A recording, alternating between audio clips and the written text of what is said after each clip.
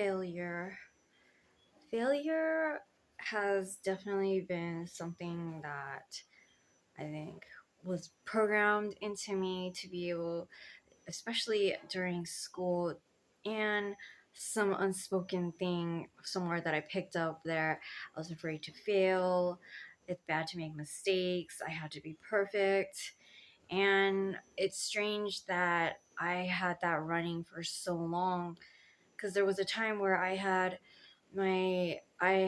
gotten a bad grade in, it was, I think, calculus or physics, one of those really, hard scientific classes. And I was so hard on myself. I was so afraid my dad was going to find out about the grade. And then he says, it's okay, there's going to be hard classes. But that was all the way till college that I finally realized, I don't have to be so perfect and afraid of failure.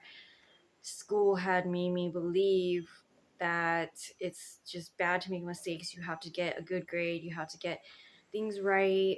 Um, and that followed me for so many years, and it was just really strange.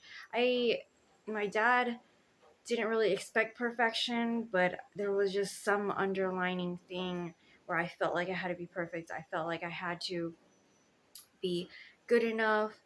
But failure can actually be seen as something, especially in the business world. It's actually wise to fail faster, learn faster, move forward faster so that you get the lesson, you don't repeat yourself. But those failures can be stepping stones instead of seeing them as a tether or a chain to beat yourself over. Failure can be seen as like fuel. You take it and you see there's a lesson there, you don't have to repeat that. And instead of where I was, since I saw failure as such a bad thing, I would try to figure out everything possible to avoid failure. So I would be getting ready to get ready instead of actually just do it, see what happens, and then adjust from there. So another thing where failure is actually a blessing in disguise is especially around people, like failed relationships, failed businesses, this and that. They they fell apart for a reason so that you can move on to greater things that God has in store for you, instead of sticking to something that just is not working. There's no point in being stubborn.